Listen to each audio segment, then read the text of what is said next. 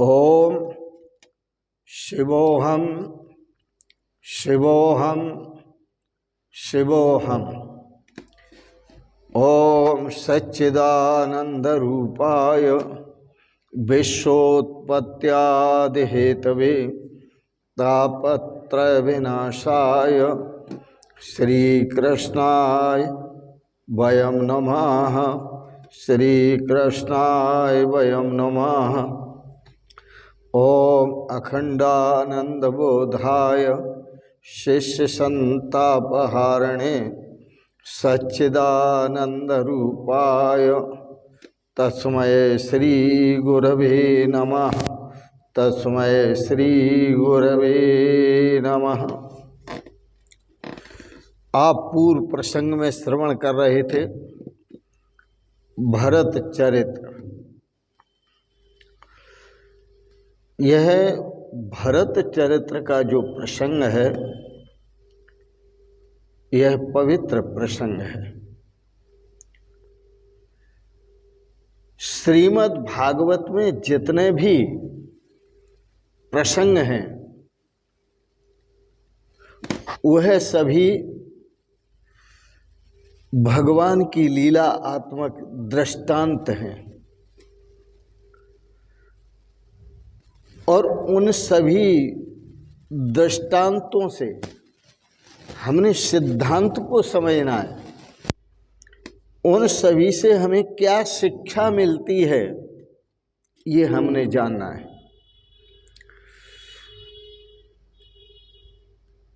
ज्ञानी भक्त मानता है कि मेरी रक्षा भगवान करते हैं, हर समय खड़े हुए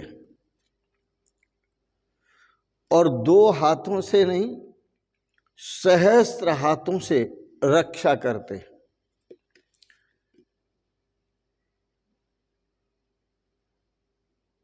कल आप श्रवण कर रहे थे ज्ञानी भक्त माता जी को बहुत प्यारे, उन माता जी में भी वह ब्रह्म दृष्टि रखते हैं। ज्ञानी भक्तों की जो दृष्टि होती है वो ब्रह्ममय दृष्टि होती है। दृष्टिम ज्ञानमयीं कृत्वा पश्येत ब्रह्ममयम जगत। उनकी दृष्टि ज्ञानमयी होती है, इसलिए वो समस्त विश्व ब्रह्मांड को, जगत को ब्रह्ममय देखते हैं। किसी समय सिंधु देश का राजा रहुगण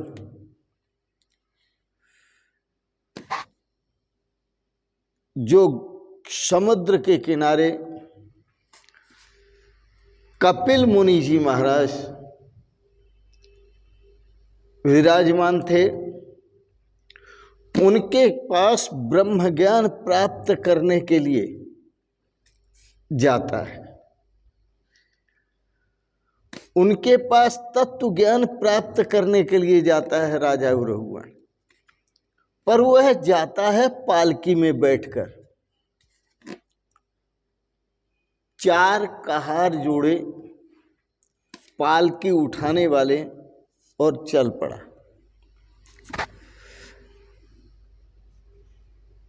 एक कहार चला गया, चुप करके गायब हो गया। सेवकों ने कहा महाराज हम पालकी तो उठाएं लेकिन इसमें एक कहार नहीं है, सेवक नहीं है, हम तीन ही रह गए, पालकी का बैलेंस बनेगा नहीं।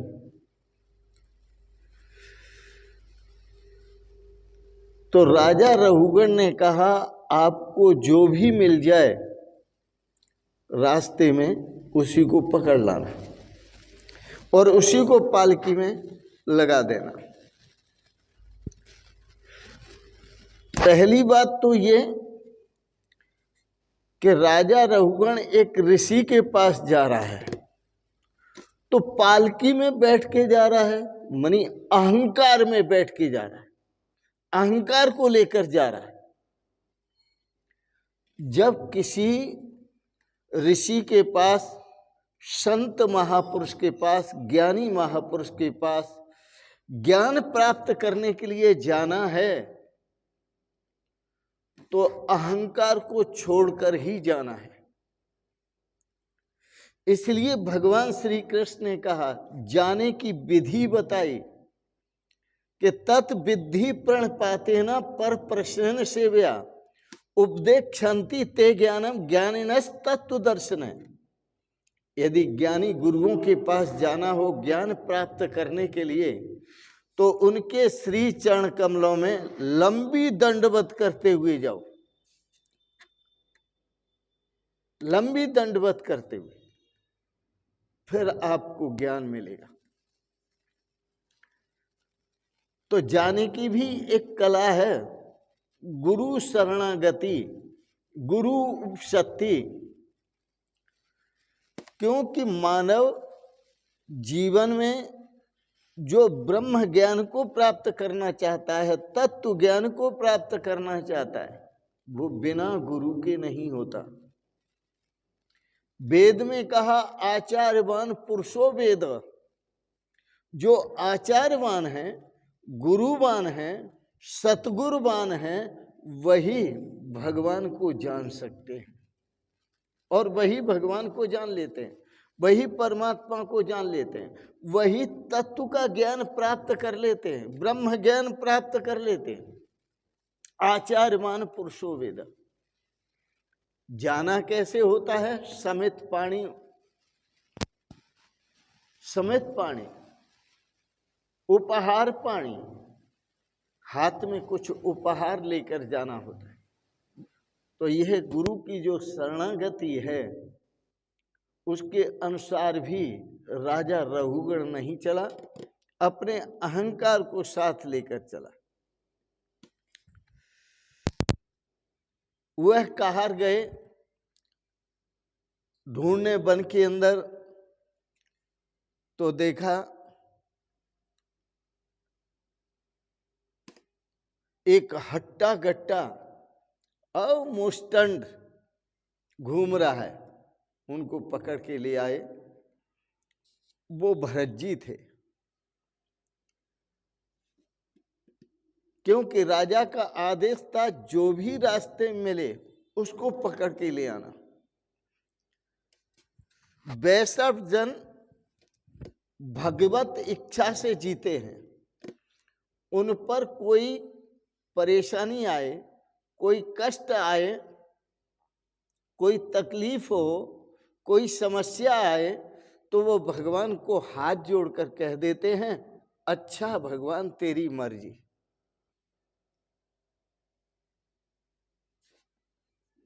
और ऐसा ही कहा भी जाता है, हे प्रभु तेरी सत्ता के बिना, हे प्रभु मंगल मूल, पत्ता तक हिलता नहीं खिलेन कोई फूल।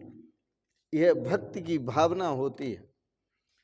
पर ज्ञानी प्रारब्ध के अनुसार जीता है, भगवत इच्छा से नहीं। ज्ञानी प्रारब्ध के अनुसार जीता है और प्रारब्ध के भुगतने की इच्छा से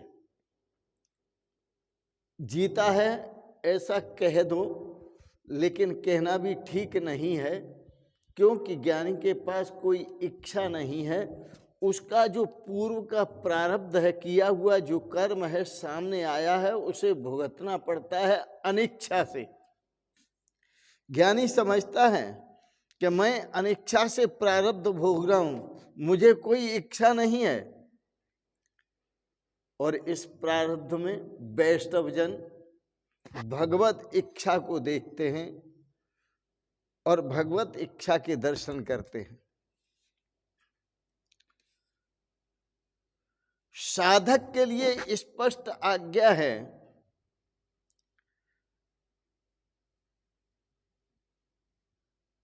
कि चार जो हाथ वाला है, सहस्त्र हाथ वाला जो परमात्मा है, सदा उस पर दृष्टि रखे, क्योंकि वही सबका रक्षक है। दो हाथ वाला जो इंसान है वो घमंड तो बहुत करता है, अहंकार तो बहुत करता है, लेकिन वो क्या रक्षा कर सकता है किसी की। राज सेवक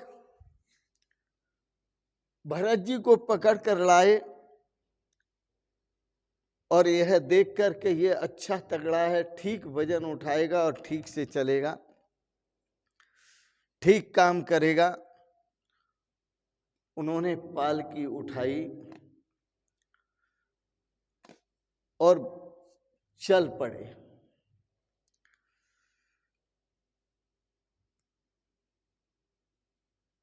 भरत जी सोचते हैं आज मुझे पालकी उठानी पड़ी है। भरत जी वह भरत जी हैं जो भारत देश के राजा थे। वो सोचते हैं कि मैं भी तो कभी पालकी में बैठ करके चला था, मुझे भी दूसरों ने उठाया था। ये मेरा प्रारब्ध है कि मैंने अपना वजन दूसरों के कंधों पर डाला था और उन्होंने ढोया था। उस प्रारब्धवश आज मैं वजन ढो रहा हूं, मैं उठा रहा हूं, पालकी उठा रहा हूं। यह प्रारब्ध अपना देख रहे हैं। वस्तुतः संसार में मनुष्य जो जीता है उस मनुष्य को अपना प्रारब्ध भुगतना पड़ता है। शास्त्र में कहा है ना भुक्तम क्षीयते कर्म, कर्म बिना भोगे नष्ट नहीं होते। अवश्य में भोक्तव्यम कृतम कर्म शुभाशुभम।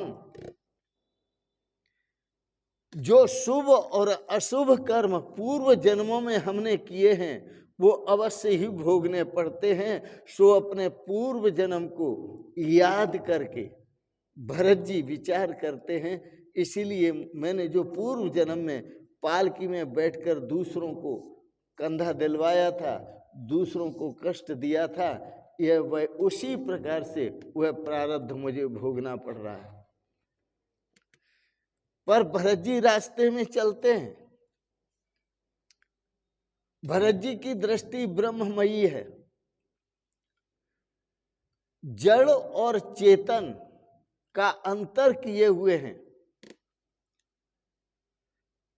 और अंतर करके जो चेतन जीव हैं उनको बचा बचा कर चलते हैं। जैसे रास्ते में चींटियां हैं और कहीं वो सोचते हैं कि मेरा चींटी पर कहीं पैर न पड़ जाए तो ये हत्या हो जाएगी और ये प्रारब्ध फिर बन जाएगा और फिर मुझे जन्म लेना पड़ेगा।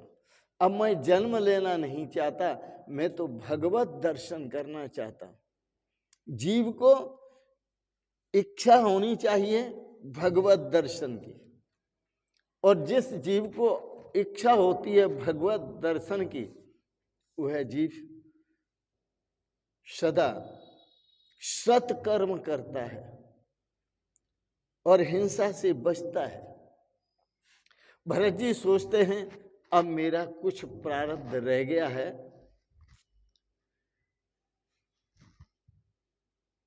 भरेगा मेरा शरीर, मैं तो भरता नहीं, क्योंकि जो भी कर्म किए गए हैं वो शरीर और इंद्रियों से किए गए हैं।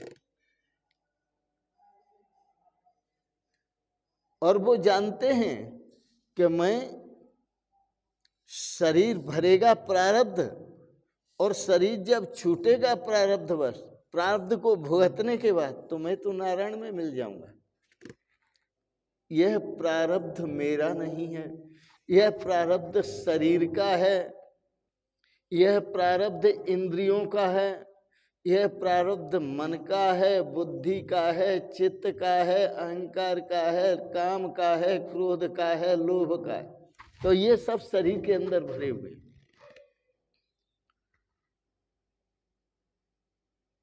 क्योंकि शरीर भी दो प्रकार का, एक स्थूल शरीर और एक सूक्ष्म शरीर। तो सूक्ष्म शरीर स्थूल शरीर के साथ था, इसलिए स्थूल शरीर ने जो किया वो प्रारब्ध बना। अब प्रारब्ध भुगतने में स्थूल शरीर के साथ सूक्ष्म शरीर को साथ देना पड़ता है, सूक्ष्म शरीर भी भोग रहा है।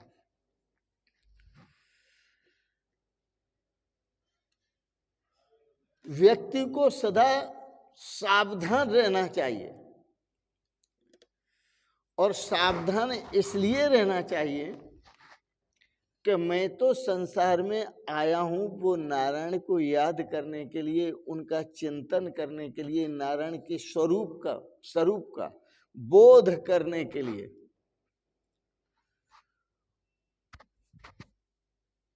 इसलिए कहीं ऐसा न हो कि मैं संसार के प्रपंच में फंस जाऊं, इसलिए मनुष्य को सावधान रहना चाहिए।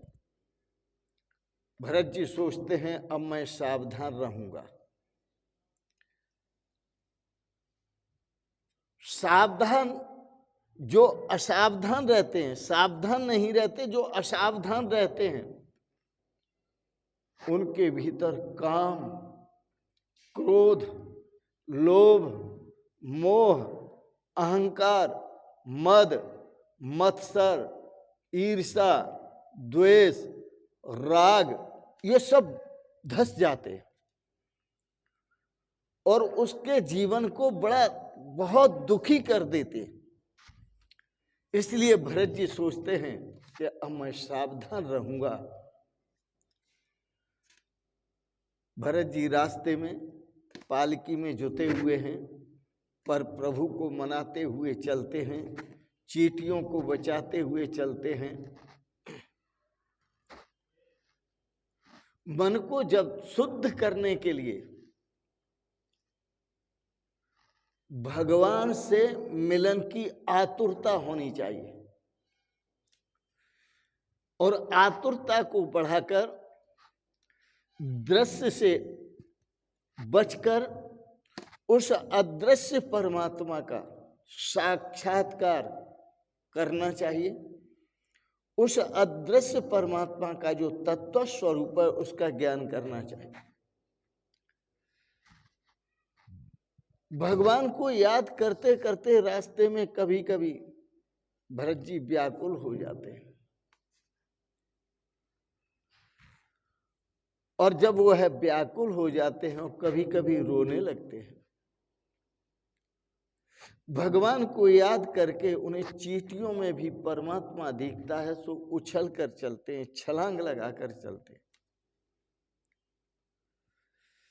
चींटियों को बचाकर चलते हैं।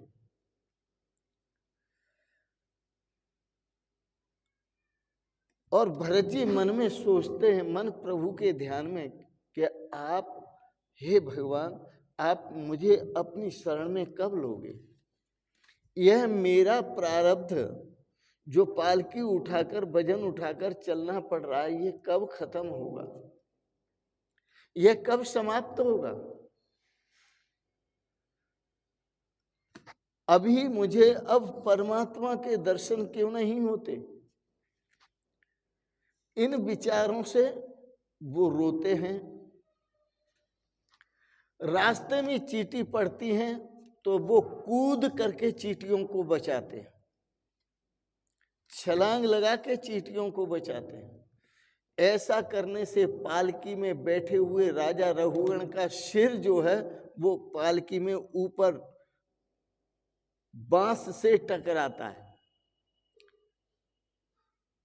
पालकी में ऊपर उसका सिर टकराता है।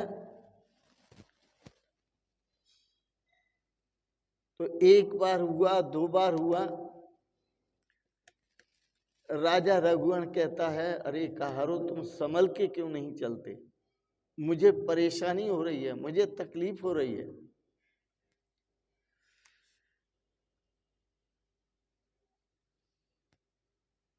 पर वह कहा, कहने लगे, महाराज, ये जो आपका हट्टा गट्टा सेवक हम पकड़ के लाए हैं, बड़ा तंदुरुस्त है,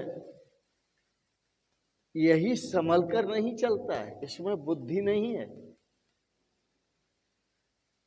यही छलांग लगा के चलता है, कूद कर चलता है। राजा रघुगण बोला, अरे तू तो बड़ा अच्छा तंदुरुस्त है, तू संभल कर क्यों नहीं चलता? संभल कर चल। जब राजा रघुगण ने कहा तो भरत जी ने सुना और फिर चलने लगे। लेकिन भरत जी विचार करते हैं भगवान से, भगवान का स्मरण करते हुए, प्रभु आप मुझे अपनी शरण में कब लेंगे? मेरा प्रारब्ध ये कब समाप्त होगा? मुझे परमात्मा के दर्शन कब होंगे? ऐसा विचार करते हुए भरत जी रोने लगते। राजा ने जड़ भरत से व्यंग में कहा, क्योंकि वो चींटियों को बचाकर फिर चले तो उसका सिर जब ऊपर बांस में लगा, लकड़ी लगा, तो सिर में थोड़ी चोट जब आई तो राजा रघुगण भरत जी को डांटता है, अरे तू तो बिल्कुल दुबला पतला है, तेरे अंग भी कितने दुर्बल हैं, इसलिए तू ठीक तरह से नहीं चल सकता।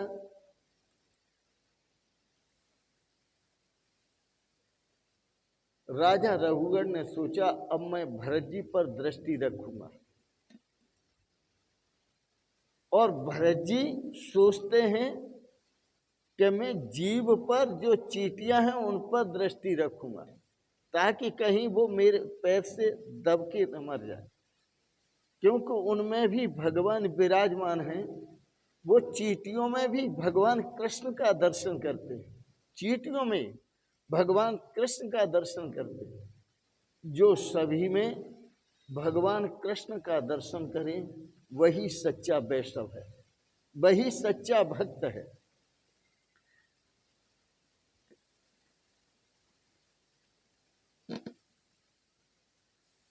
भरत जी ने राजा के कहने पर ध्यान नहीं दिया। भरत जी अपने आप में ही विचार करते हैं कि यह राजा शरीर से बातें कर रहा है, मेरे से नहीं, क्योंकि शरीर ही दुबला पतला है, शरीर ही दुबला पतला होता है, शरीर ही कमजोर होता है, शरीर ही रोगी होता है। राजा कहने लगा, रघुगण मैं तुझे दंड दूंगा, ठीक से चल नहीं तो। भरत जी सोचते हैं ये शरीर को ही दंड देगा, ये शरीर से बातें कर रहा है।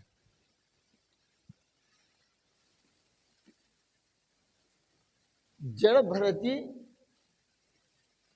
छलांग लगाकर चल रहे हैं। जड़ भरत जी का अपमान किया राजा रघुगण ने, और इतना तक कह दिया, अरे तू तो मरा हुआ है, तुझे बिल्कुल ज्ञान नहीं है, समझ नहीं है, अच्छी तरह से चल। याद रखना, जो राख होती है उसमें जो छुपी हुई अग्नि होती है वो स्थूल दृष्टि से कभी दिखा नहीं करती। उस राख के भीतर जब बढ़ते हैं तो उस अग्नि का पता चलता है। इसी प्रकार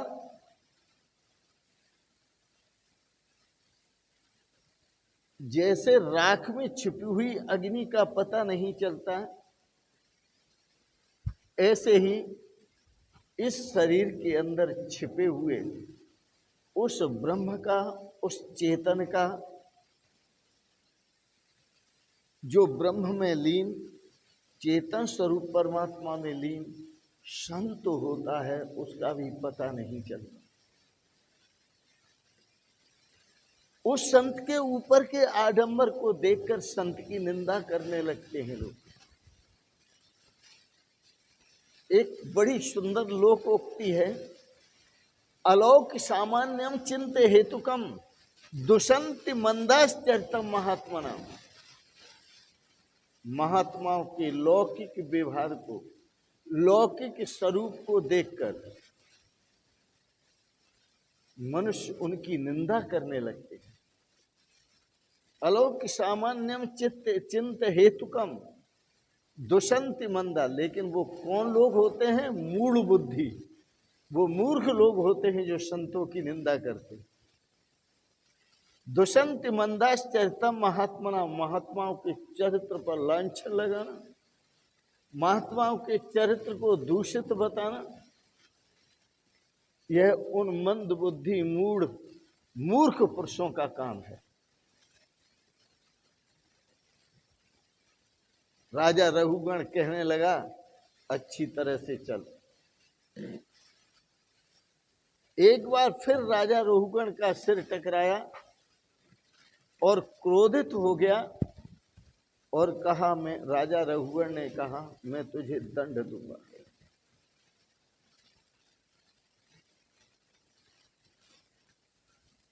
जब दंड की बात कही तो भरत जी सोचने लगे, मैं इसकी पालकी उठा रहा हूं, इससे मैंने एक नया पैसा भी नहीं लिया है, कभी इसका कुछ खाया भी नहीं है।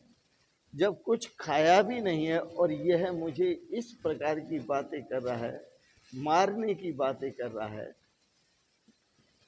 ये अपने अधिकार का प्रयोग कर रहा है, अहंकार का प्रयोग कर रहा है, परंतु मारने वाला तो यह नहीं है।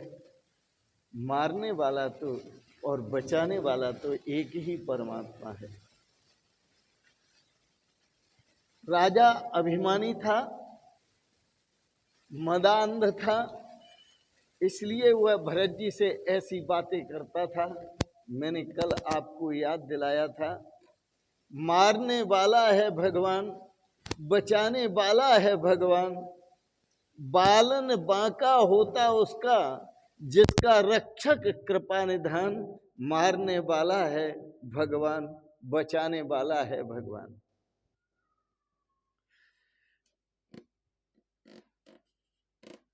और गोस्वामी तुलसीदास जी ने लिखा, जाको राखे साइया, जाको राखे साइया, मार सके ना कोई, बालन बांको कर सके जो जग बैरी होय। बड़ा सुंदर कहा। भरत जी का संकल्प था कि मुझे कोई कुछ भी बोलता रहे, लेकिन उसके लिए मैं कुछ नहीं बोलूंगा। तो भरत जी कुछ नहीं बोलते हैं। उन्होंने सोचा, राजा शरीर से बातें करता है, दंड देगा तो शरीर को ही दंड देगा, और दंड पाना भी शरीर का धर्म है, दंड देना भी शरीर का धर्म है।